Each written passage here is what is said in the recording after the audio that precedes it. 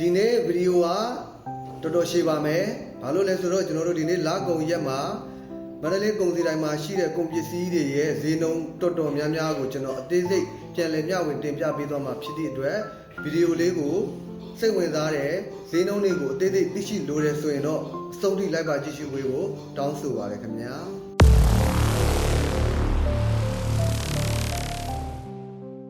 မင်္ဂလာပါအခုဒီဗီဒီယိုကြည့်နေတဲ့ကျွန်တော်ရဲ့တောင်သူဦးကြီးများနဲ့နယ်ကုန်သည်များအားလုံးပဲဒါလီသွားပါကျွန်တော်ဒီနေ့30ရက်4လ2025လကုန်ရက်မှာမန္တလေးကုန်စည်တိုင်းမှာရှိတဲ့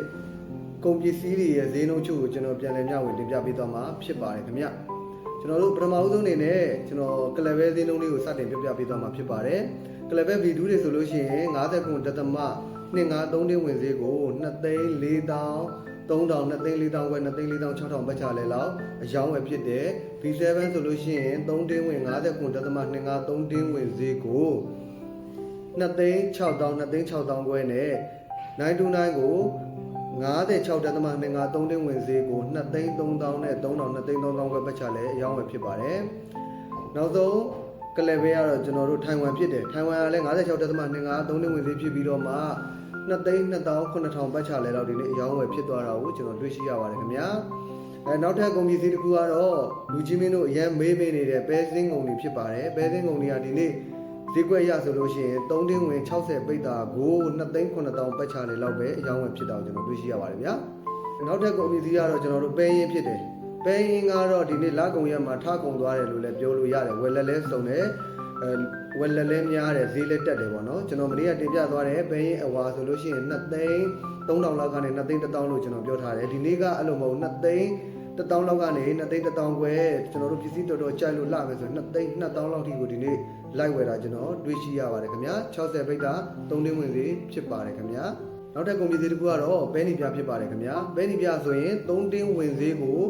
3,900,000 လောက်ကနေပြီးတော့မှ4,300,000ပတ်ချလဲလောက်ဒီနေ့အယောင်းဝယ်ဖြစ်တယ်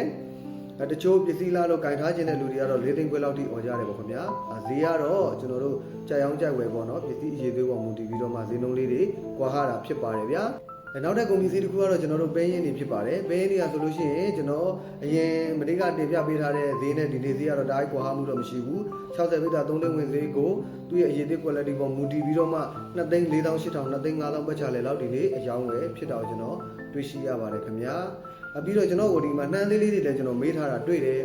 နှမ်းသေးဆိုရင်45ပိတ်တာ3တင်းဝင်ဈေးကိုစမုံနှမ်းနဲ့ဆိုရင်သူ့ရဲ့အရေးသွေးအစ်စ် level ပေါ်မူတည်ပြီးတော့မှ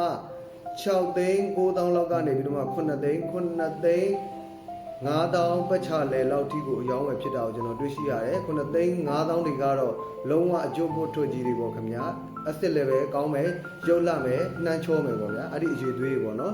်သူ့ရဲ့အရေးသွေးပေါ်မူတည်ပြီးတော့ကဈေးကွက်ပြောင်းလဲတာဖြစ်ပါတယ်ပြီးတော့နှမ်းဖြူဖြစ်တယ်ခင်ဗျ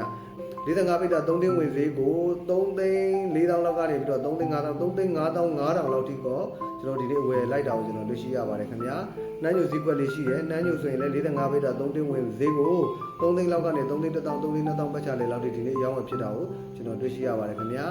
နောက်တစ်ခုကတော့ပန်းနှမ်းဆိုလို့ရှိရင်လည်းကျွန်တော်တို့ဒီ3တင်းဝင်ဈေးကို2,400,000 2,500,000 ပတ်ချလဲလောက်ထိဒီနေ့အယောင်းဝယ်ဖြစ်သွားတာကိုကျွန်တော်တွေ့ရှိရပါတယ်ခင်ဗျာနောက်ဆုံးကုန်ပစ္စည်းလေးတစ်ခုကိုကျွန်တော်တင်ပြပေးသွားမှာဖြစ်ပါတယ်ဒါဆိုလို့ရှိရင်တော့မြေပဲတန်သေးဖြစ်ပါတယ်မြေပဲတန်ဆိုလို့ရှိရင် S1 လုံးတန်ပစ္စည်းတက်မယ်ကာလာလှမယ်ပဲကြောတင်းမယ်အလုံးကြီးမယ်ဆိုလို့ရှိရင် S1 ဆိုလို့ရှိရင်ကျွန်တော်ဒီနေ့ပေါက်သေးရ9,900နဲ့9,800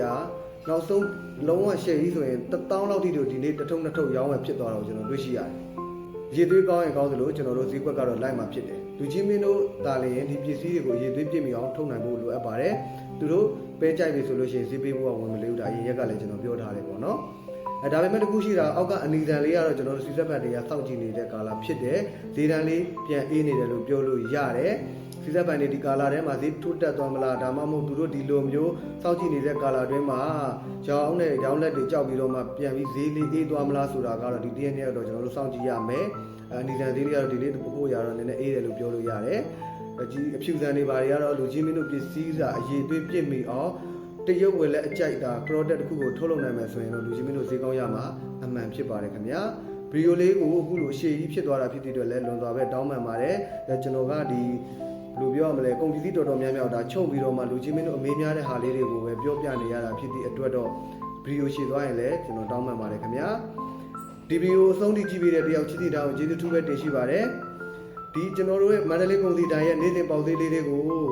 ကုန်ပစ္စည်းတွေဈေးနှုန်းလေးတွေကိုသိချင်တဲ့ဆိုရင်တော့ကျွန်တော်ရဲ့ဒီ TikTok ကောင်လေးကို like and follow လုပ်ထားပေးဖို့တောင်းဆိုပါရခင်ဗျာဒီတက်သေးသေးသိရှိလို့ရဆိုလို့ရှိရင်လည်းကျွန်တော်ရဲ့ဖုန်းနံပါတ်39942454 3994882888ခွန်ကိုတိုက်ရိုက်ဆက်သွယ်ပြီးတော့မေးမြန်းလို့ရပါတယ်ခင်ဗျာအားလုံးကိုကျေးဇူး